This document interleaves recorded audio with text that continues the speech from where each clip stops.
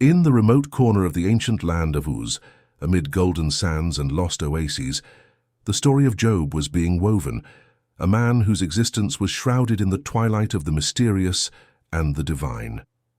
At the dawn of time, when the winds whispered secrets to the stars and angels charted their epic destinies, Job emerged as an enigmatic figure, marked by tragedy and wonder. Nights in Uz thickened with the magic of myths, and Job, a just man in awe of the divine, suddenly found himself at the epicenter of a celestial conflict. In the recesses of the underworld, a dark wager between good and evil unfolded, and Job, oblivious to the threads the gods were weaving, became the epicenter of his divine storm.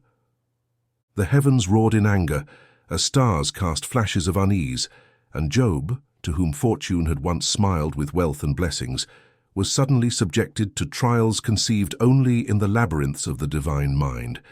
His fields withered, his flocks devoured by insidious shadows, and his loved ones, like puppets in celestial hands, were enmeshed in a tragic drama that would challenge even the gods' comprehension. Thus Job became a beacon in the darkness, a mortal witness to the mysteries entwined in the celestial designs. In his suffering, he sought answers in the silence of the skies and challenged divine wisdom with questions that would resonate through the ages. His story, imbued with the supernatural and the unknown, became an eternal echo resonating in the heart of mythology, inviting all who listen to explore the boundaries between the human and the divine. My name is Job, and this is my story. I was a wealthy man named Job, residing in a region known as Uz. I possessed a large and flourishing family, overseeing extensive flocks and herds. Throughout my life, I maintained a steadfast commitment to righteousness and justice, dedicated to leading a moral existence and upholding a disciplined connection with God. In the expansive land of Uz, my reputation was that of an irreproachable and truthful individual, one who held a deep reverence for God and steadfastly avoided the path of wrongdoing. My familial blessings included 7 sons and 3 daughters, while my material wealth was evidenced by the ownership of 7,000 sheep, 3,000 camels, 500 pairs of oxen, 500 donkeys, and a considerable number of servants. Within the Eastern communities, I held a position of unparalleled prominence, recognized as the preeminent figure among all the people dwelling in that region. My children would often gather for festivities in their homes, celebrating birthdays and inviting their 3 sisters to partake in the joyous occasions. Following such periods of revelry, I would conduct a purification ritual early in the morning, offering a burnt sacrifice for each of them. Perhaps my children had sinned or spoken ill of God in their hearts. This was a consistent practice in my life. God acknowledged my virtues before Satan, who argued that my righteousness was merely a result of God's abundant favor. One day, the angels presented themselves before the Lord, and Satan was among them. The Lord inquired about Satan's origin, to which Satan responded, "From roaming throughout the earth and going back and forth on it." The Lord then mentioned me, asking if Satan had noticed my servant Job, a man of integrity and righteousness, fearing God and turning away from evil. Satan, however, challenged that I was righteous only because God had blessed me abundantly. The Lord granted Satan permission to afflict me but prohibited taking my life. In a single day, I received 4 distressing messages. My sheep, servants, and 10 children had perished, victims of invaders, thieves, or natural disasters. In the midst of my children's celebration, a messenger informed me that the oxen and donkeys were attacked, and their servants were killed. Another messenger brought news of fire falling from the sky, consuming the sheep and their attendants. Yet another reported that the Chaldeans formed 3 raiding parties, ambushing and taking away the camels, killing the servants. Lastly, a messenger conveyed the tragic event of a great wind collapsing the house where my sons and daughters were feasting, resulting in their deaths. In mourning I tore my clothes, shaved my head, and worshipped God, saying, "Naked I came from my mother's womb, and naked I will depart. The Lord gave, and the Lord has taken away. Blessed be the name of the Lord." Despite my broken heart, I did not sin or attribute any wrongdoing to God. Satan appeared in heaven again, and God gave him another opportunity to test me. This time, I suffered grievous skin sores, but resisted my wife's urging to curse God and die. As I endured these afflictions, two intertwined narratives unfolded in my life, one celestial and the other terrestrial. Eliphaz, Bildad, and Zophar, three friends, arrived to console me. They sat with me in silence for 7 days out of respect for my grief. On the 7th day, I initiated a dialogue where each of the four of us offered poetic descriptions of our troubles. I cursed the day of my birth, likening life and death to light and darkness, wishing I had never been born, desiring that my birth had been shrouded in darkness. Eliphaz suggested that my suffering must be due to some sin, recommending seeking God's favor. Bildad and Zophar concurred, asserting that I must have committed wrongdoing and urged me to demonstrate more innocent behavior. Bildad even suggested that my children might have brought death upon themselves through their actions. Zophar hinted that any error on my part would deserve much more pain than what I was facing. Reflecting on my friend's words, I pondered whether Eliphaz was right in observing that I, who had consoled others before, now seemed unaware of their suffering. Was he correct in believing that my pain resulted from some sin I had committed? Did I fail in a way that I did not perceive, bringing this adversity upon myself? Bildad and Zophar seemed convinced that I had committed some wrong, provoking God's justice. This made me question whether unintentional or unknown injustices on my part could have led to such calamities. Bildad went further, suggesting that my children might have caused their own demise through their actions, intensifying my torment. Zophar insinuated that any of my mistakes would warrant much more pain than I was enduring. These reflections on my friend's remarks left me in internal turmoil as I tried to understand the nature of divine justice. Did I truly grasp the transient nature of life and the eternity of divine things? Satan challenged God, claiming that I was only righteous because of his abundant favor. The angels came before the Lord, including Satan, who stated he had been wandering the earth. God pointed out my righteousness, and Satan argued that I was righteous only because of God's blessings. God permitted Satan to afflict me but spared my life. In a day I received 4 messages of tragedy. Invaders, thieves, or natural disasters had claimed my sheep, servants, and 10 children. The oxen and donkeys were attacked during my children's celebration, resulting in more loss. Fire fell from the sky, consuming the sheep and attendants. The Chaldeans ambushed the camels, killing the servants. A great wind collapsed the house, where my children were feasting, resulting in their deaths. Despite these sorrows, I did not sin, acknowledging the transient nature of life. Satan was granted another chance to test me, causing painful skin sores. My wife urged me to curse God, but I resisted. 2 narratives unfolded in my life, one celestial and the other terrestrial. Eliphaz, Bildad, and Zophar arrived to console me. On the 7th day, I initiated a dialogue where each of the 4 of us offered poetic descriptions of our troubles. I cursed the day of my birth, likening life and death to light and darkness, wishing I had never been born, desiring that my birth had been shrouded in darkness. Eliphaz suggested that my suffering must be due to some sin, recommending seeking God's favor. Bildad and Zophar concurred, asserting that I must have committed wrongdoing, and urged me to demonstrate more innocent behavior. Reflecting on my friend's words, I pondered whether Eliphaz was right in observing that I, who had consoled others before, now seemed unaware of their suffering. Was he correct in believing that my pain resulted from some sin I had committed? Did I fail in a way that I did not perceive, bringing this adversity upon myself? Bildad and Zophar seemed convinced that I had committed some wrong, provoking God's justice. This made me question whether unintentional or unknown injustices on my part could have led to such calamities. Bildad went further, suggesting that my children might have caused their own demise through their actions, intensifying my torment.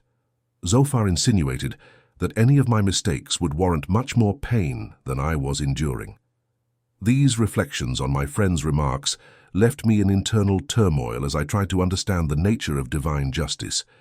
Did I truly grasp the transient nature of life and the eternity of divine things?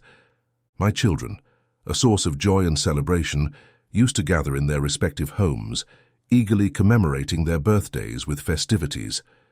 During these joyous occasions, they would extend invitations to their three sisters, creating an atmosphere of merriment through feasting and communal revelry. Recognizing the significance of these moments, I, as their father, sought to instill a sense of spiritual devotion and accountability.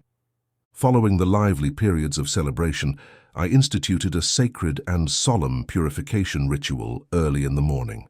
In a gesture of reverence and dedication, I would meticulously arrange for a burnt sacrifice to be offered for each of my beloved children. This ritual, conducted with unwavering commitment, served as an expression of my deep-rooted concern for their spiritual well-being. The underlying motivation behind this ritual stemmed from the possibility that, amid the exuberance of the celebrations, my children might have inadvertently transgressed divine boundaries. It was a conscientious practice driven by the desire to safeguard their spiritual purity, the notion that my children could have harbored sin or uttered curses against God in their hearts weighed on my paternal consciousness, prompting me to engage in this consistent and ritualistic act of purification. The sincerity of my concern for their spiritual welfare manifested in this continuous practice, demonstrating a father's unwavering commitment to nurturing not only their physical well-being, but also their moral and spiritual integrity. The observance of this ritual became an integral part of our familial dynamics, reflecting my dedication to instilling a sense of righteousness and reverence for the divine within the hearts of my cherished children. In the celestial realm, God showcased my virtues to Satan, emphasizing my unwavering commitment to righteousness. However, Satan, ever the accuser, contended that my righteousness was merely a result of God showering abundant favor upon me. This set the stage for a divine dialogue that would unravel the intricate dynamics of faith, virtue, and the cosmic contest between good and evil. On a significant day when the angels assembled in the divine presence, Satan, the adversary, was among them. The Lord, in his omniscience, inquired about Satan's whereabouts, to which Satan responded that he had been wandering across the earth observing the conduct of humanity. Seizing this opportunity, God directed Satan's attention to me, Job, his devoted servant. The Lord spoke of my blameless and upright character, noting my genuine fear of God and my conscious avoidance of all things evil. Satan, ever the skeptic, countered this divine commendation. He questioned the authenticity of my devotion, insinuating that I feared God not out of intrinsic virtue, but because of the protective shield and abundant blessings that God had bestowed upon me. In Satan's view, my righteousness was contingent upon the favorable circumstances orchestrated by God, a claim that sparked a cosmic challenge to the sincerity of my faith. This celestial dialogue laid the groundwork for the subsequent trials that would unfold in my life, as God permitted Satan to test the depth of my commitment and the authenticity of my faith.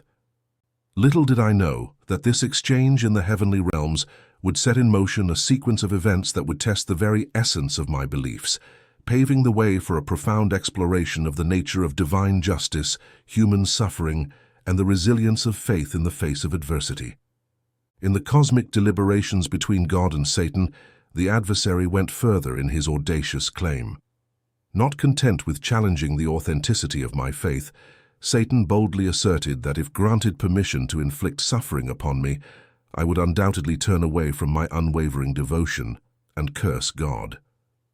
Intrigued by this assertion, God, in his infinite wisdom, allowed Satan to test the depths of my faith, but placed a divine boundary, forbidding the taking of my life. With divine permission granted, Satan proposed a more profound test. He suggested, "Stretch out your hand and strike everything he has, and he will surely curse you to your face." This ominous declaration echoed through the heavenly realms, signifying the commencement of a trial that would push the boundaries of my endurance and resilience. The challenge was set, to afflict me with adversity, stripping away the external manifestations of prosperity, and observe whether my faith would remain unshaken. Satan, having presented his case, departed from the divine presence, leaving behind an air of anticipation and uncertainty. The cosmic stage was now set for the unfolding drama, where the resilience of my faith and the sincerity of my devotion would be tested amidst the crucible of suffering. Little did I know that this cosmic experiment would become a testament to the strength of the human spirit, the unwavering nature of true faith, and the complexities inherent in the divine-human relationship. The journey into the depths of adversity and the exploration of my response to unimaginable trials had just begun. The day unfolded with an onslaught of devastating news, each piece more heart-wrenching than the last. It was a day etched in sorrow, where the fabric of my life was torn apart by a relentless series of tragedies. The reports reached me one after another in a cruel cadence that shattered the peace of my existence. The initial blow struck my livelihood. My sheep and faithful servants, essential threads in the tapestry of my prosperity, were lost to invaders, thieves, or the unpredictable forces of nature. The messenger recounted the harrowing scene. As my sons and daughters gathered in celebration at the eldest brother's house, another wave of calamity befell us. The oxen, diligently ploughing, and the donkeys, peacefully grazing, became victims of a sudden attack, leaving the servants slain with the sword. The only survivor amidst this chaos, I stood as the bearer of the tragic tale. The calamities didn't cease there. The elements themselves seemed to conspire against me. Fire, seemingly unleashed from the divine realm, descended from the sky, consuming my sheep and servants in a merciless blaze. The messenger's voice trembled as he delivered the news, emphasizing that, once again, I was the sole witness to this fiery catastrophe. The relentless tide of misfortune continued unabated. The Chaldeans, like shadows in the night, formed raiding parties and descended upon my camels. The swift and brutal attack left the camels seized, and the servant struck down with the sword. The messenger's words hung heavy in the air as he reiterated the pattern. My escape was the solitary thread woven into the fabric of these tales of loss and despair. The final and most crushing blow came in the form of a natural force, seemingly propelled by the unforgiving desert wind. As my sons and daughters reveled in merriment, a strong wind, fierce and unyielding, swept through the desert, toppling the house where they gathered. In an instant, the joyous celebration turned into a scene of devastation. The four corners of the house crumbled under the force of the wind, claiming the lives of all my children. Once again I stood as the lone survivor, burdened with the solemn duty of conveying this heart-wrenching reality. This cascade of tragedies, a relentless barrage of loss and sorrow, marked the darkest chapter in my story, a chapter where the foundations of my existence were shaken and the echoes of grief reverberated through the very core of my being. The weight of these events pressed upon me, a heavy mantle of anguish that begged the unanswerable question: why did such calamities befall one who had sought to live a life of virtue and devotion? As the weight of grief bore down on me, I sought solace in a ritual of mourning that echoed the depths of my sorrow. With a heavy heart I tore my clothes asunder, a symbolic rending of the fabric that mirrored the tearing of my world. The sharp blade met my head, and locks of hair fell to the ground, a visual testimony to the extent of my mourning. Yet even in the midst of this profound sorrow, my spirit clung to the threads of faith. In the sacred space of prayer, I raised my voice to God, the words a mixture of lament and praise. My torn garments and shaven head were outward expressions of inner anguish, but my prayers carried the echo of unwavering devotion. Rising from the dust of despair, I stood, and with a torn robe and a shaven head, I prostrated myself on the ground in an act of worship.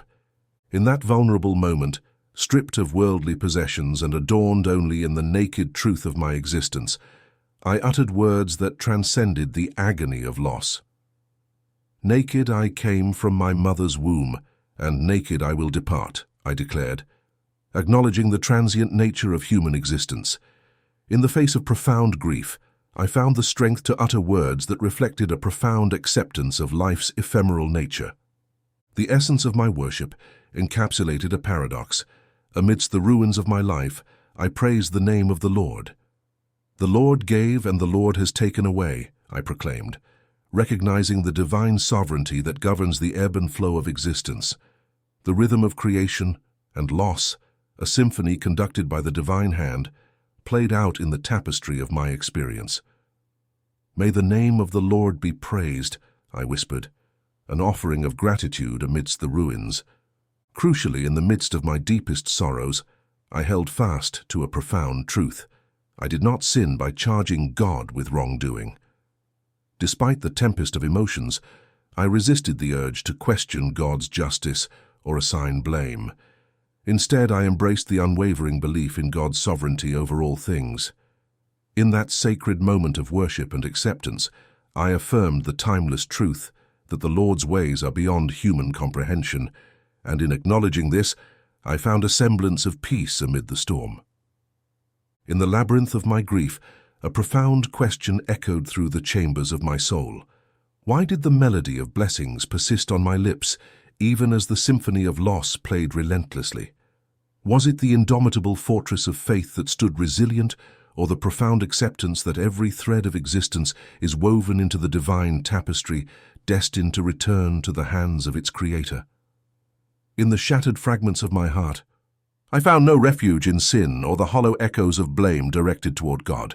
Did the echoes of my prayers reverberate with the understanding that life, with all its ephemeral beauty and agonizing brevity, is but a fleeting shadow in the eternal dance of divine sovereignty?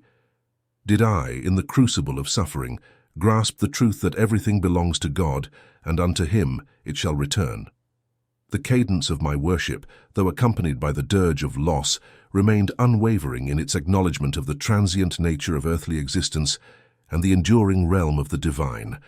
As the cosmic drama unfolded, Satan, that perennial adversary, returned to the celestial stage, and God, in His infinite wisdom, granted him another opportunity to test the foundations of my faith. This time, the crucible of affliction bore witness to the agony etched upon my skin, as terrible wounds marked the landscape of my physical being. In the throes of this torment, the whispered entreaties of my wife sought to lure me into the abyss of cursing God and renouncing the gift of life. Yet in the crucible of suffering I stood resolute. The fires of affliction may have seared my flesh, but the flame of my faith endured, undiminished. The temptation to surrender to despair and utter curses against the divine plan was met with a steadfast refusal. I clung to the remnants of my unwavering belief, weathering the storm of agony with the resilience of one who finds strength in the face of adversity. In the tapestry of my narrative, this chapter unfolded as a testament to the resilience of the human spirit and the profound interplay between faith and suffering. The questions lingered in the air. Did I comprehend the transient nature of life and the eternity of divine things? Did the symphony of blessings in the face of affliction reflect an understanding that surpasses the temporal, reaching into the timeless embrace of the divine? The answers, perhaps, resided in the silent spaces between the verses of my enduring hymn of faith. In the labyrinth of my afflictions, I endeavored to bear the weight of my suffering with a resilience that defied the relentless assault of despair. Amidst this crucible of trials, a tapestry of two distinct plots deftly wove itself into the fabric of my existence. One celestial, resonating with divine echoes, and the other terrestrial, grounded in the palpable reality of earthly tribulations. Eliphaz, Bildad, and Zophar, embodiments of steadfast companionship, journeyed to my side with the noble intent to offer solace. In a gesture of profound empathy, they chose the language of silence, sitting with me in the shadowed alcove of grief for 7 days. Their silent solidarity, a testament to the depth of our camaraderie and the gravity of my sorrow, spoke volumes without the need for spoken words. As the symphony of silence yielded to the 7th day, a sacred moment ripened for the emergence of dialogue. In that hallowed space, I became the harbinger of conversation, beckoning forth a narrative in which each of the 4 souls present, myself included, would unfurl the poetic tapestries of their respective tribulations. Like threads of diverse hues converging in a cosmic loom, our words wove intricate patterns of pain, despair, and the elusive quest for meaning. In this sacred circle of discourse, Eliphaz, Bildad, and Zophar, my stalwart companions, shared the burdens of their souls, each verse a poignant reflection of the human condition. Eliphaz, with sagacious countenance, contended that my previous role as a consoler of others had rendered me oblivious to the authentic depths of their suffering. He postulated that my current afflictions were the offspring of some hidden transgression, urging me to seek the favor of the divine. Bildad and Zophar, echoing Eliphaz's sentiments, concurred that my suffering must be a consequence of some undisclosed sin. Their collective counsel urged me to introspection, challenging me to scrutinize the shadows of my own actions for the elusive stains of wrongdoing. Bildad, delving further into the realm of conjecture, proposed that even my progeny might have incurred divine wrath, bringing calamity upon themselves. As the echoes of their words reverberated through the sacred space, questions insinuated themselves into the recesses of my contemplation. Were these afflictions the punitive measures for concealed transgressions, or did they bear the weight of a greater cosmic purpose, veiled from the gaze of mortal understanding? The burden of their conjectures bore down upon me, and I found myself entangled in the enigma of divine justice. The scales of suffering hung in precarious balance, and my soul wrestled with the profound mystery of whether my travails were the consequence of my deeds or threads, woven into the intricate design of a grander cosmic plan. In this crucible of introspection, I grappled with the very fabric of my existence, seeking to unravel the riddles that shrouded my journey through the tapestry of life. In the depths of my anguish, I unleashed the tempest of my lamentations upon the canvas of existence, cursing the very day that heralded my entrance into this world. Life and death became intertwined in the chiaroscuro of my despair, with the radiance of existence juxtaposed against the shadowy abyss of non-being. In the throes of my misery, I fervently wished for the shroud of darkness to envelop the moment of my birth, concealing it from the piercing gaze of existence. The relentless cadence of my suffering led me to question the purpose of my existence, and in the abyss of despair, I articulated the desire that my birth had been an unspoken secret, veiled in the obscurity of eternal night. The conviction took root within me that life, rather than alleviating my anguish, only served to magnify the torment that gnawed at the core of my being. It was in this abyss of existential questioning that Eliphaz, Bildad, and Zophar, the loyal triad of my companions, responded to the symphony of my anguish.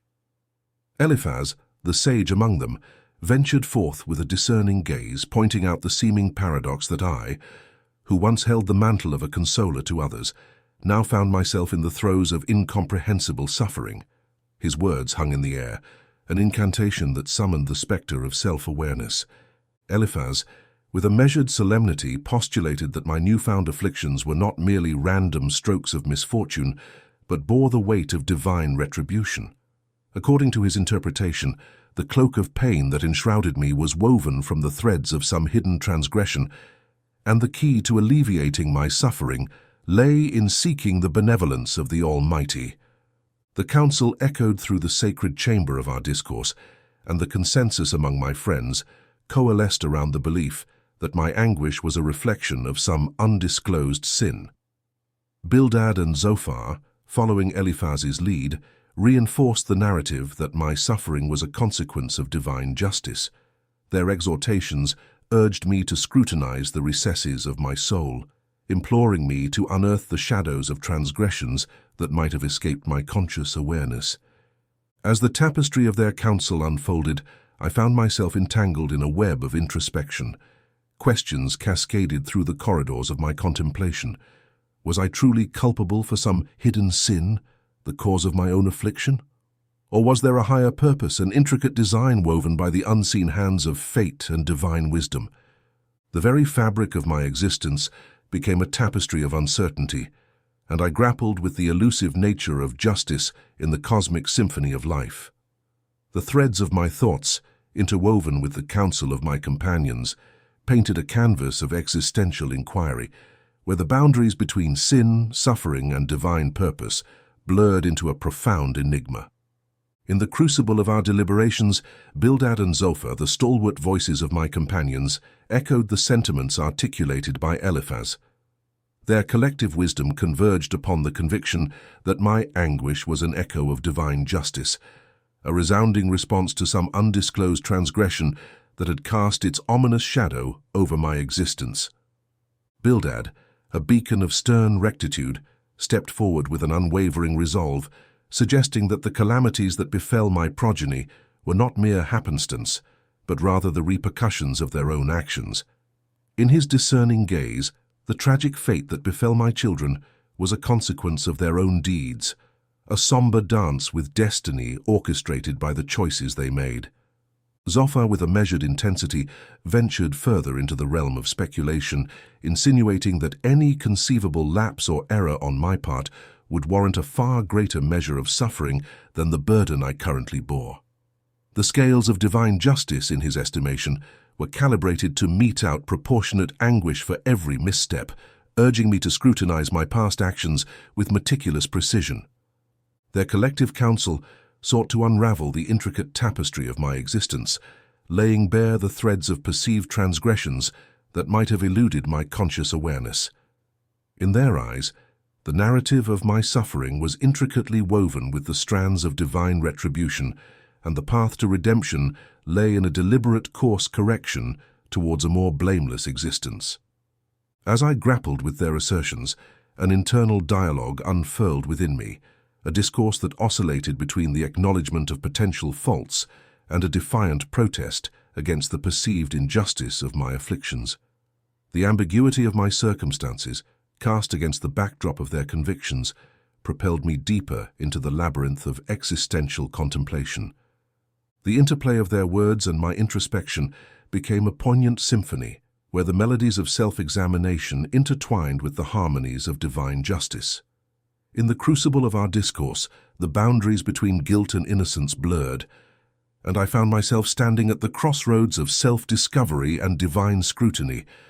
The echo of their words resonated within me, prompting an internal quest for meaning and redemption. Was my suffering indeed a consequence of some veiled transgression, or did it carry the weight of a larger cosmic design that eluded my comprehension? The answers remained elusive, obscured by the complexities of the human experience and the enigmatic workings of divine providence. In the solitude of contemplation, as Eliphaz's words lingered in the corridors of my thoughts, I, Job, grappled with the weight of his assertions, his pointed observation, suggesting a perceptible shift in my understanding of others' suffering, became a haunting refrain in the recesses of my introspection. Could it be that, in the crucible of my own affliction, I had unwittingly distanced myself from the empathetic resonance that once defined my interactions? The notion that my pain might be indicative of a deeper, previously unrecognized deficiency in empathy prompted a profound self-examination. Had I, in my pursuit of righteousness and adherence to moral principles, inadvertently become insensate to the nuanced struggles of those around me? Eliphaz's discernment loomed as a poignant challenge, beckoning me to scrutinize the recesses of my heart for traces of an empathy eroded by the relentless onslaught of my personal tribulations. Moreover, Eliphaz's conviction that my suffering bore the indelible stamp of some concealed transgression echoed in the chambers of my contemplation. Was there a veiled sin, a subtle misstep that eluded my conscious awareness, casting a shadow over the canvas of my existence? The possibility that I, in my earnest pursuit of virtue, might have inadvertently stumbled into the realm of wrongdoing fueled the flames of introspection. In the crucible of my internal dialogue, questions multiplied like shadows cast by an elusive truth. Did my pain indeed signify a departure from the compassionate understanding I once embodied? Was there a sin, however imperceptible, that had sown the seeds of my present afflictions? The confluence of uncertainty and self-examination became a tapestry of existential inquiry, each thread unraveling a new layer of introspective complexity. As I grappled with these questions, the symphony of my inner contemplation played on, echoing the sentiments of Eliphaz and intertwining them with the cadence of my own existential musings. The labyrinth of self-discovery stretched before me, its passages illuminated by the flickering torchlight of introspection, beckoning me to navigate the intricate corridors of my soul in search of elusive answers.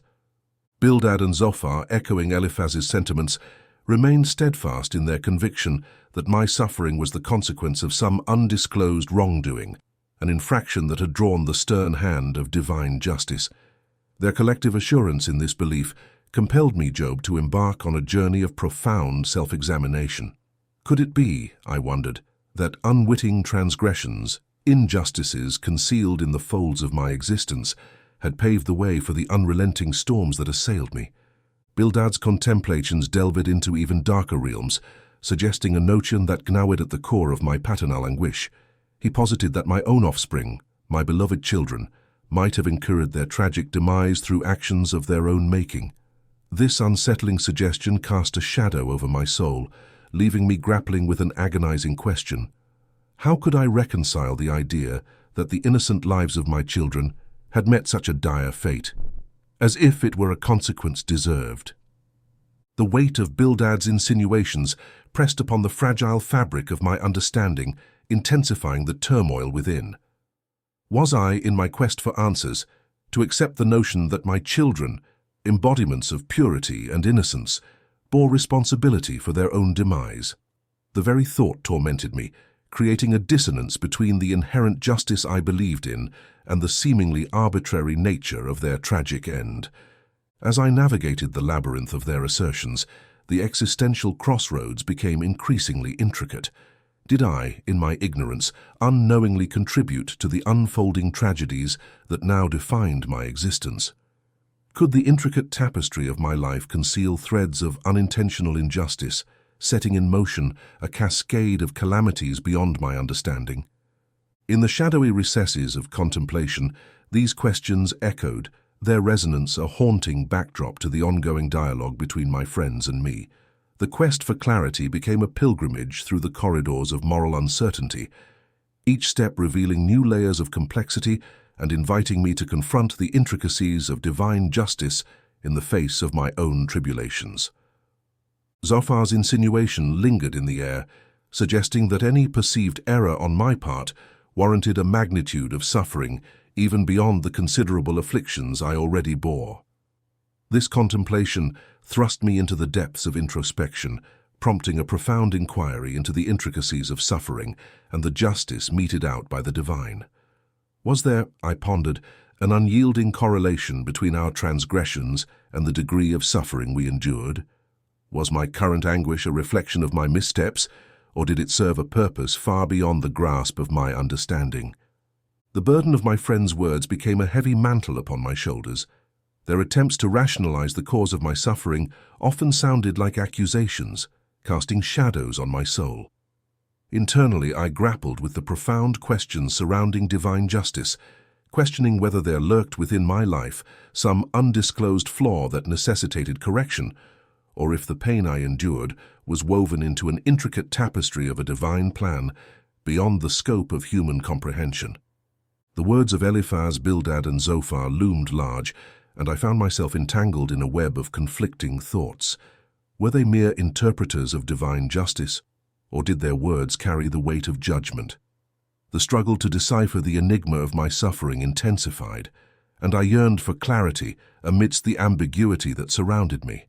In the crucible of this inner turmoil, the essence of my faith confronted the uncertainties that plagued my soul. Did my suffering manifest as a consequence of a veiled transgression, or was it an integral part of a cosmic design too intricate for mortal minds to decipher? The existential puzzle deepened, and the quest for understanding forged ahead, a journey through the labyrinth of divine justice and human perplexity. Each word, each accusation, and each unanswered question became a stepping stone on the path to unraveling the profound mysteries that enveloped my existence. My response to the comments of my friends was laced with such intense irritation that I denounced them as futile physicians, masking their assistance with deceptive words. I, Job, found myself caught in a dialogue with my own thoughts. As I addressed my friends, a profound sense of irritation welled up within me. Why did their well-intentioned words provoke such a strong reaction in me? Despite their attempts to provide solace, why did their words ring hollow and insincere? The term useless physicians escaped my lips. Was I unjustly harsh, or did their understanding truly fall short of comprehending my pain and suffering? In my retort, I declared, "My ears have heard and understood this. What you know, I also know. I am not inferior to you." Why did I feel compelled to emphasize my comprehension and knowledge? Was it a response to the perception that they regarded me as ignorant regarding the ways of God and the rationale behind human suffering? I sought to convey that, like them, I too sought answers, establishing that my wisdom was not inferior to theirs. However, my true longing lay in engaging in direct conversation with the Almighty. Why did God's presence appear to be the sole solution for me? Perhaps it was because only God could fathom the depths of my experience and provide the answers I fervently sought.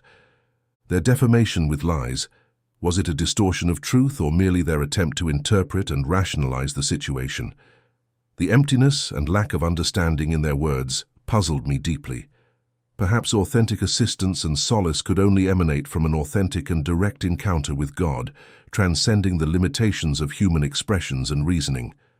These contemplations left me in a state of astonishment as I grappled with my suffering and the relentless quest for elucidation.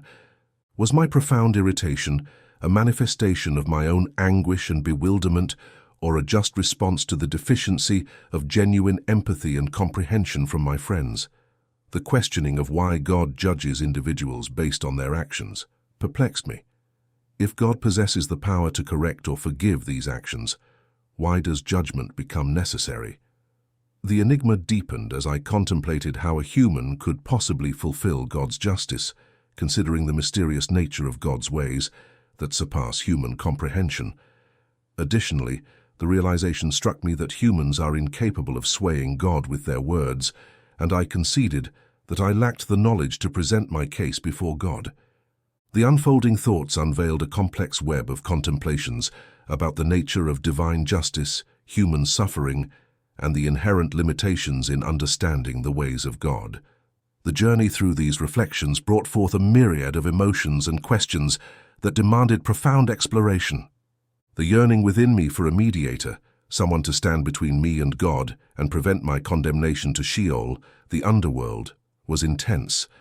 I held a steadfast belief in the existence of a witness or redeemer in heaven, who could bear testimony to my integrity. I know that my Redeemer lives, and that in the end, he will stand upon the earth. This declaration reflected my unshakable faith in a higher form of justice. Yet, the question lingered. Who would this Redeemer be? A celestial being, an angel, or an aspect of God himself? The origin of my knowledge about their existence became a contemplation. Was it a conviction born of deep faith or desperation? The assurance that my witness was in heaven and my advocate was on high provided solace. There was a celestial being, aware of my truth, integrity, and innocence. Did this signify that despite the incomprehension and suffering surrounding me, there existed a divine acknowledgement of my predicament? The need for intercession in the complex relationship between the human and the divine surfaced as a profound understanding in my heart. The yearning for a Redeemer unveiled layers of contemplation about divine justice, the role of intermediaries, and the assurance of ultimate vindication. The conviction in a celestial Redeemer offered me a profound reassurance that, despite the injustices on earth, my cause would find justification in the realm of heaven. Did this sentiment signify a deep understanding that true justice extends beyond the visible and comprehensible aspects of earthly existence?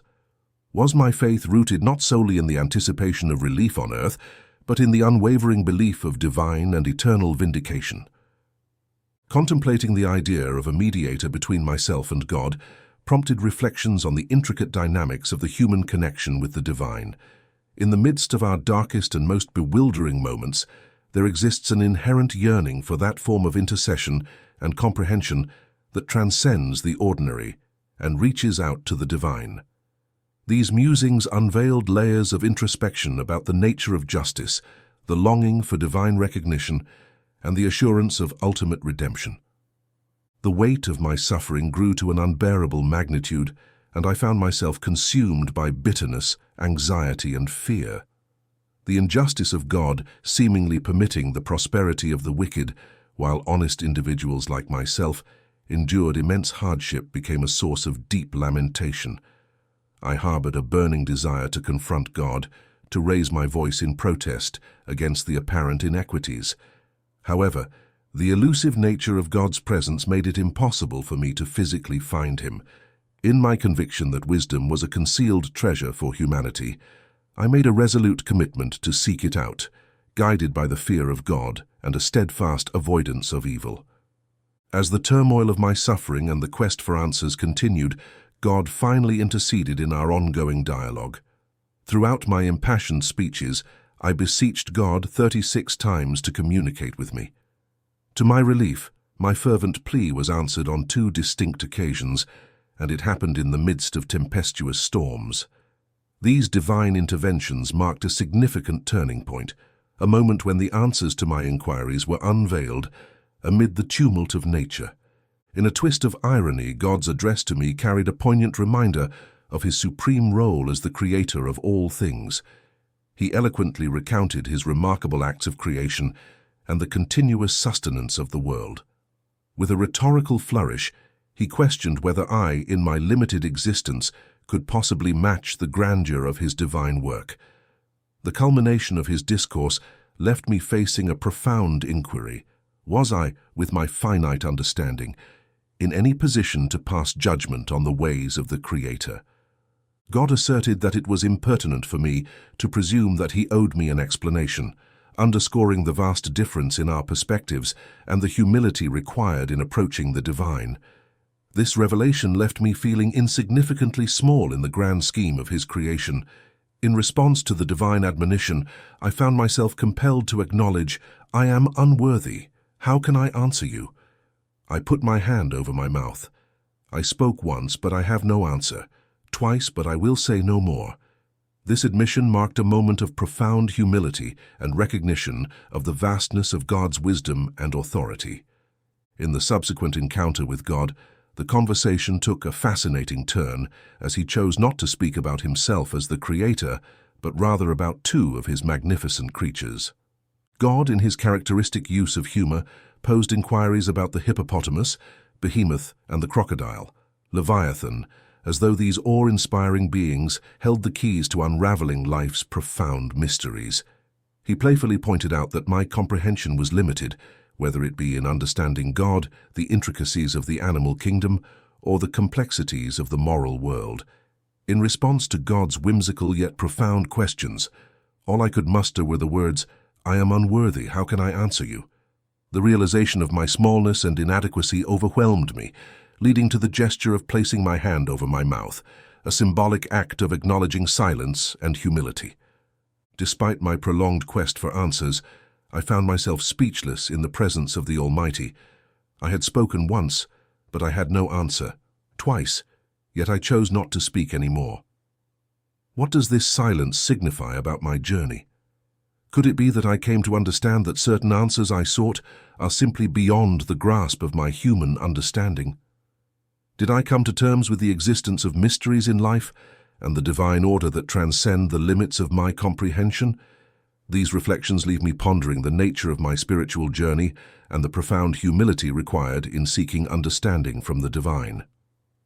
In the subsequent encounter, the dynamics of the conversation shifted as God chose not to speak about himself as the Creator, but instead delved into a discussion about 2 of his awe-inspiring creatures, the hippopotamus behemoth and the crocodile Leviathan. The choice of these beings raises intriguing questions. Why did God decide to focus on these creatures, and what deeper meaning lay behind their inclusion in our dialogue? These powerful, mysterious, and feared animals were employed as metaphors to convey God's point, but what significance did they carry in illustrating divine principles? God's approach in using the hippopotamus behemoth and the crocodile Leviathan was marked by a touch of humor. This raises an interesting inquiry. Why would God inject humor into such a pivotal moment in my life? Perhaps the use of humor served as a reminder that, despite the seriousness of my situation, there is always space for a more light-hearted perspective on existence. The juxtaposition of profound theological discussions with a humorous tone could be a testament to the multifaceted nature of divine interaction and a gentle encouragement to find moments of levity even amid life's challenges. As God inquired about my reflections on the hippopotamus behemoth and the crocodile Leviathan, it prompts contemplation on his intention. Could it be that the purpose was to illuminate the parallel between my inability to fully grasp these formidable creatures and my limited comprehension of God's ways. God's reminder of the boundaries of my understanding extended not only to the natural world, but also encompassed the intricate domains of morality and spirituality. These reflections guided me toward a profound humility.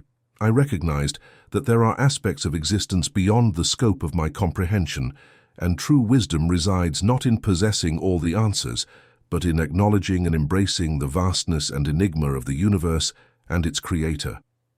This revelation about the limitations of human understanding deepened my humility, fostering an awareness that there are mysteries that transcend our grasp, encouraging a humility that goes hand in hand with the pursuit of wisdom and understanding in the divine order. As I responded to God's question about why I was attempting to argue with him, my assertion of his omniscience and the impossibility of thwarting his plans became evident. It was at this moment that the realization struck me. My questioning of God's actions was entirely inappropriate. The depth of this inappropriate questioning led me to a profound sense of self-disgust, and I found myself despising my own existence, reduced to ashes and dust. Despite the humbling nature of the encounter with God, it served as a pivotal moment where the core of my problem was effectively addressed. In this reconnection with God, a significant shift occurred within me, prompting a recognition of the inappropriate nature of my previous inquiries. This realization became a catalyst for a transformative journey where humility and understanding took precedence, marking a crucial turning point in my relationship with the divine.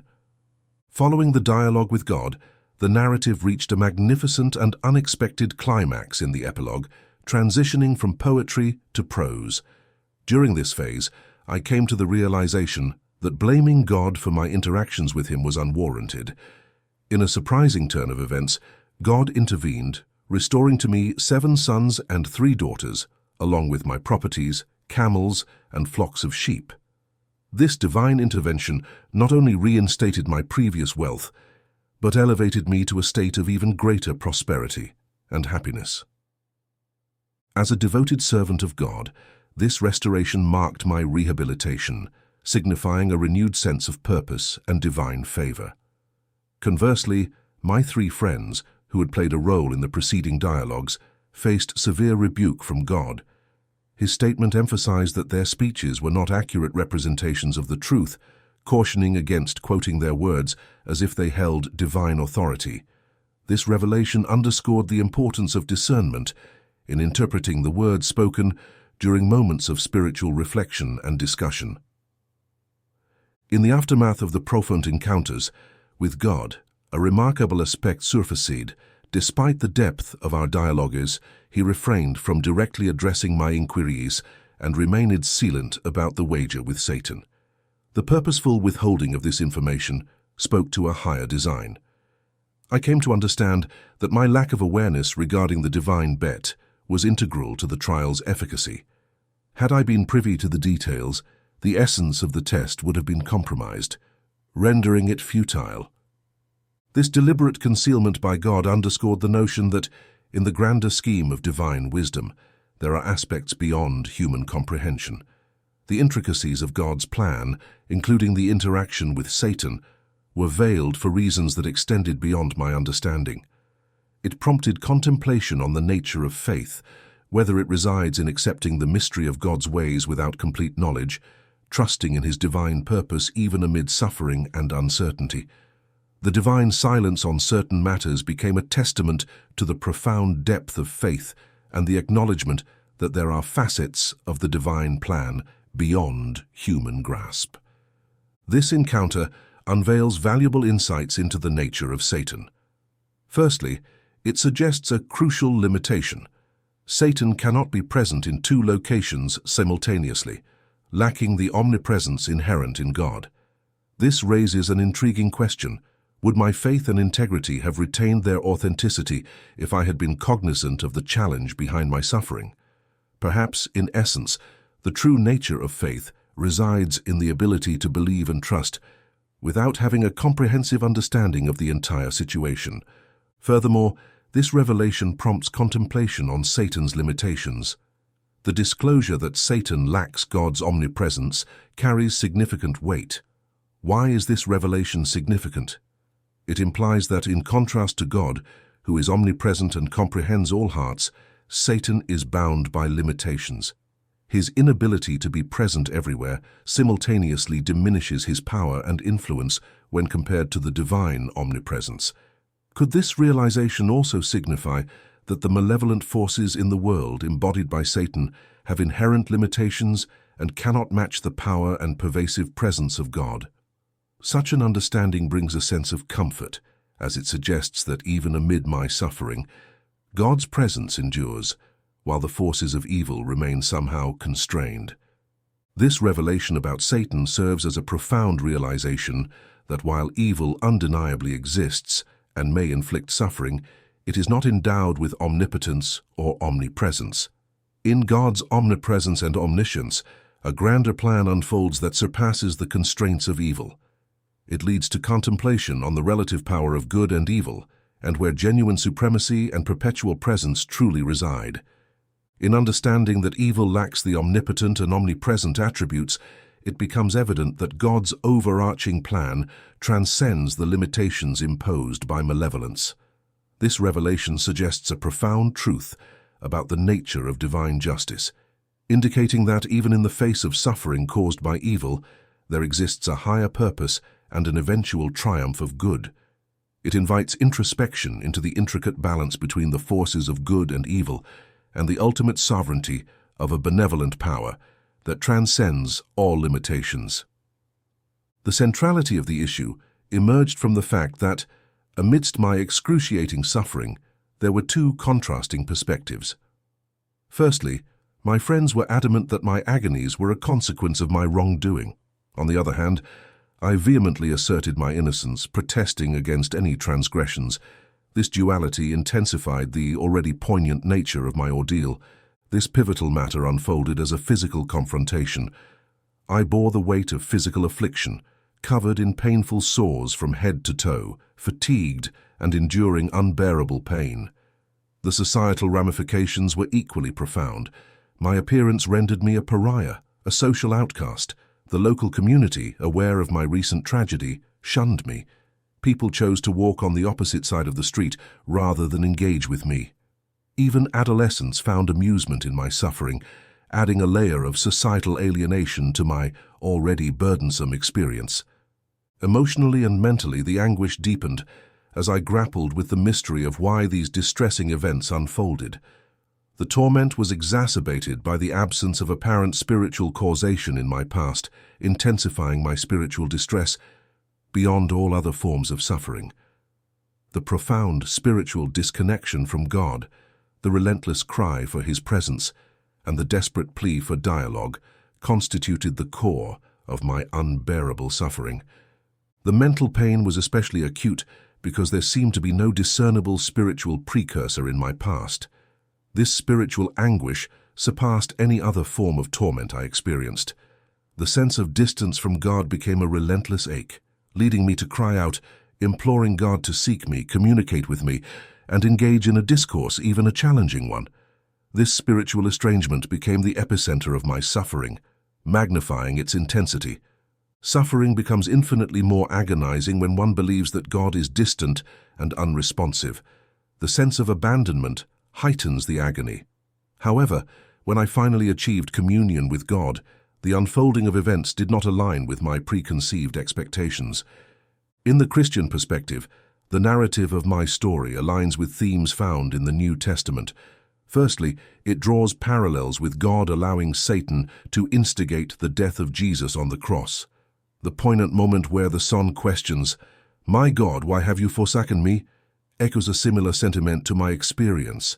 Much like in my story, God did not provide an explicit explanation, indicating that even the Son of God experienced a temporary disconnect from the purpose behind His suffering amid the overwhelming torment of the crucifixion. Furthermore, the Christian faith emphasizes the continuation of life beyond death. The complexities surrounding suffering are not necessarily resolved in the present earthly existence. It's intriguing to observe that in the Greek rendition of my story, an additional verse was incorporated, asserting that I would experience resurrection alongside those whom the Lord will raise. This addition underscores the anticipation of a future beyond the immediate challenges and tribulations faced in the mortal realm. This hope of resurrection serves as a reminder that a conclusive redemption awaits me. In Christian belief, the return of Jesus holds the promise of judgment for both the living and the dead at the culmination of time. Envisioned is a day where a judicial tableau unfolds, with Jesus presiding as the ultimate arbiter. Every individual, righteous and wicked alike, will assemble before his throne for an evaluation of their conduct during their earthly existence. Consequently, all that I yearned for is on the brink of realization. The righteousness of God will be manifested universally in a grand affirmation of justice. As we delve into my narrative, we unearth the enduring relevance of lessons in faith, resilience, and justice. However, the Odyssey doesn't conclude here. There's a trove of revelations yet to unfold. Each story we divulge becomes a fresh opportunity to untangle enigmas, unearth inspiration, and reshape our understanding of the world. So, don't stand on the sidelines. Join our community by subscribing to the channel and turning on notifications to ensure you never miss an enthralling adventure.